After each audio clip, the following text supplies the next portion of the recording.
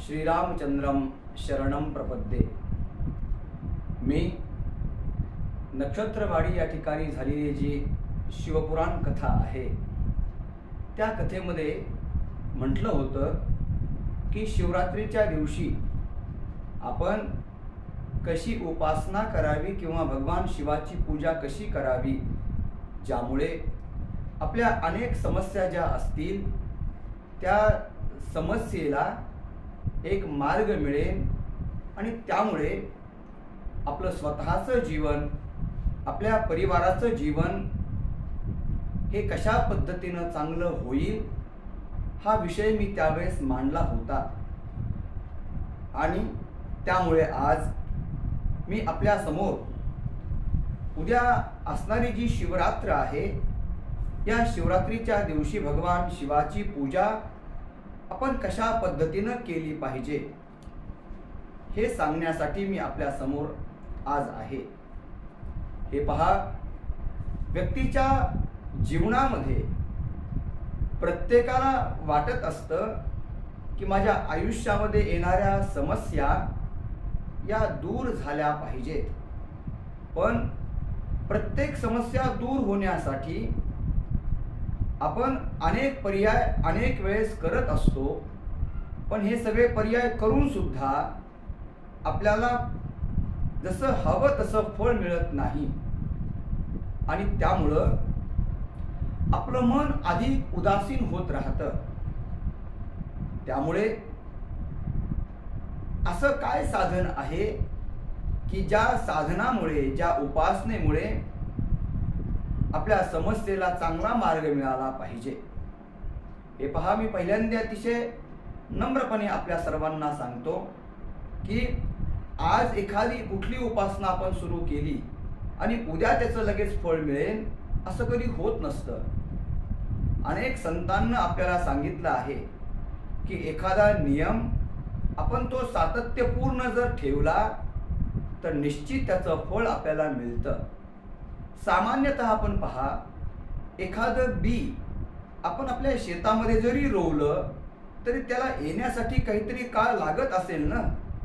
मग आज जी आपण उपासना सुरू करत आहोत त्या उपासनेचं फळ आपल्याला मिळण्यासाठी सुद्धा थोडा कालावधी जर निश्चित लागणार असेल तर त्यासाठी आपल्याला थांबायला काय हरकत आहे बरं?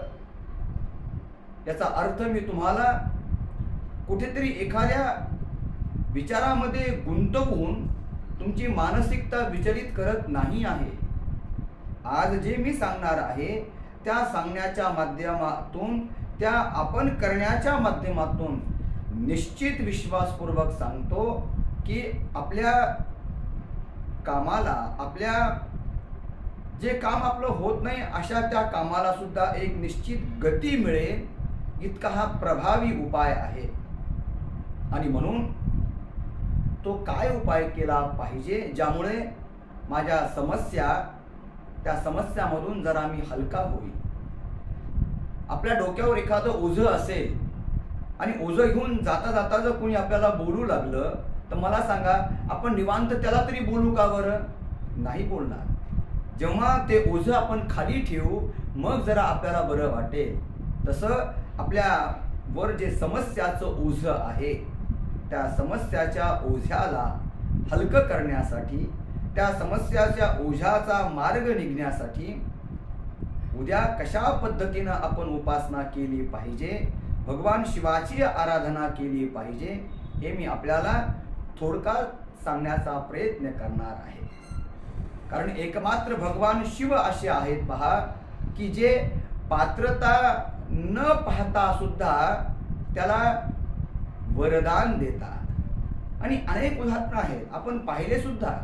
रावण आहे, पात्रता पाहून त्याला वर दिलाय का? नाही, पण त्याची भगवान शिवाबद्दल असलेली जी अढळ श्रद्धा आहे त्या श्रद्धेमुळं भगवान शिवानं दैत्यांवर पण कृपा केली।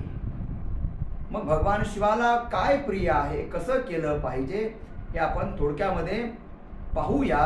आणि तो उपक्रम, ती पूजा आपण उद्या आपल्याला करायची आहे, हे पण आपण ती कशी करायची आहे ते पण आपण पाहूया।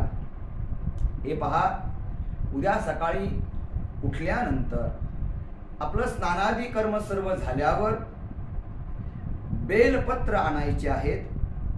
ते बेलपत्र 109 बेलपत्र असावेत किंवा 121 बेलपत्र असावेत.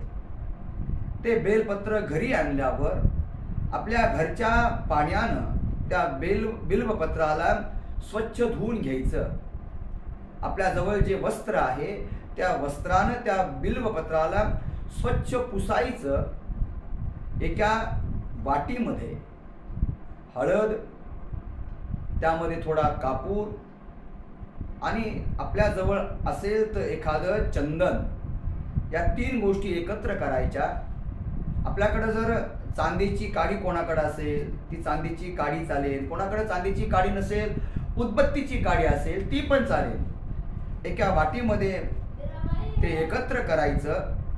कापूर मिश्रित असलेलं ते सर्व एकत्र करून त्या बिल्वपत्रावर 121 चालतील, 121 जरी असले तरी चालतील, 111 असले तरी चालतील, 108 असले तरीही चालतील.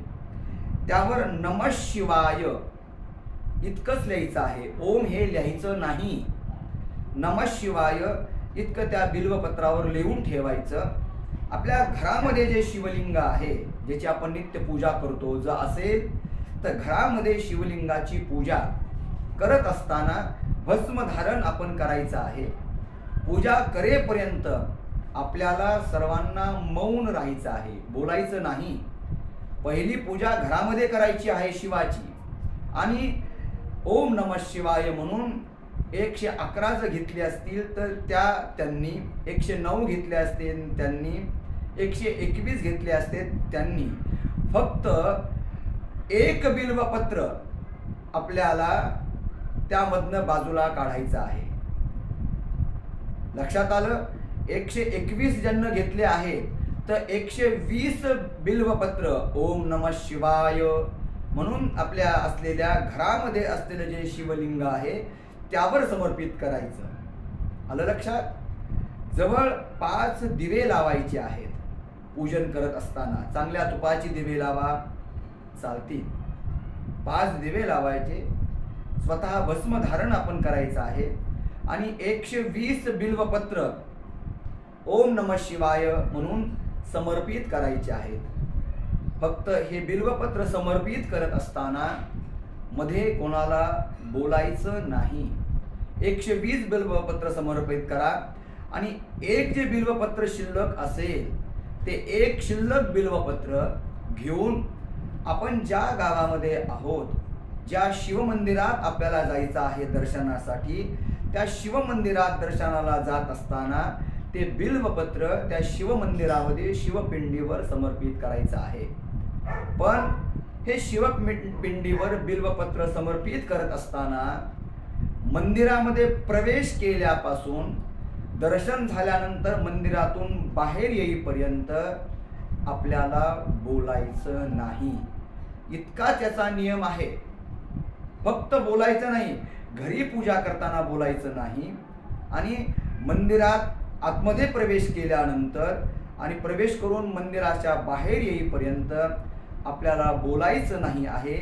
एवढा मात्र नियम आपण पक्का पाळा. भगवान शिवाच्या पिंडीवर ते बिल्वपत्र ठेवायचं, तिथं नमस्कार करायचा. आपल्या मनातील कामना पिंडीवर बिल्वपत्र करत असताना मनातली मनात बोलायची आहे आणि वापस यायचं आहे. आल्यानंतर घरी आल्यानंतर मग जो फराळ असेल, फळं असतील ते आपण ग्रहण करायचे आहेत. आणि त्या दिवशी रात्री, शिवरात्रीच्या दिवशी रात्री 12च्या नंतर आपल्याला जे झोपायचं आहे ते झोपत असताना आपल्याला आपल्या रोजच्या अंथरुणावर झोपायचं नाही. घरी घोंगडी असेल तर घोंगडी टाका, चटई असेल तर चटई टाका. चटई टाकून, घोंगडी टाकून आपल्याला झोपायचं आहे. फक्त शिवरात्रीच्या रात्री झोपताना देवासमोर दिवा लावून आपल्याला झोपायचा आहे. अशा पद्धतीनं शिवरात्रीचा क्रम आपण जर केला तर निश्चित आपल्या आयुष्यामध्ये कमीत कमी काळामध्ये खूप मोठा आमूलाग्र बदल झालेला आपल्याला जाणवेल. परत एकदा सांगतो, 121 बिल्वपत्र पण चालतील, 111 पण चालतील, 109 पण चालतील. 109 बिल्वपत्र झालेले असतील तर 108 बिल्वपत्र आपल्या घरच्या शिवलिंगाला समर्पित करायचे आहेत. एक बिल्वपत्र घेऊन आपण ज्या गावामध्ये आहोत त्या गावामध्ये असलेल्या शिवलिंगाला समर्पित करायचं आहे. आपल्या बिल्वपत्रावर नमः शिवाय इतकंच लिहायचं आहे, ओम लिहायचं नाही. फक्त बिल्वपत्र समर्पित करताना, पिंडीवर समर्पित करताना ओम नमः शिवाय म्हणायचं आहे. तिथं ओम म्हणायचं आहे, पण लिहिताना केवळ नमः शिवाय इतकंच त्यावर लिहायचं आहे. ते करत असताना कापुराचं मिश्रण, हळदीचं मिश्रण, चंदनाचं मिश्रण एकत्र करायचं आहे आणि एकत्र करून त्या बिल्वपत्रावर नमः शिवाय इतकंच लिहायचं आहे. हा मंत्र लिहितानाही कोणाला बोलायचं नाही आणि पूजा करतानाही कोणाला बोलायचं नाही. इतका नियम आपण पाळून उद्याचा हा क्रम जर आपण केला तर आपण पहा, आपल्या जीवनामध्ये कधीही न आलेला चांगला अनुभव आपल्याला येईल. हेच मला आपल्याला सांगायचं होतं. उद्याच्या अशा पद्धतीचा क्रम आपण करा, जेणेकरून आपलंही जीवन, आपलं व्यक्तिगत जीवन, सामाजिक जीवन आणि आपलं कौटुंबिक जीवन निश्चित परिवर्तित झालेलं असेल. श्रीराम समर्थ.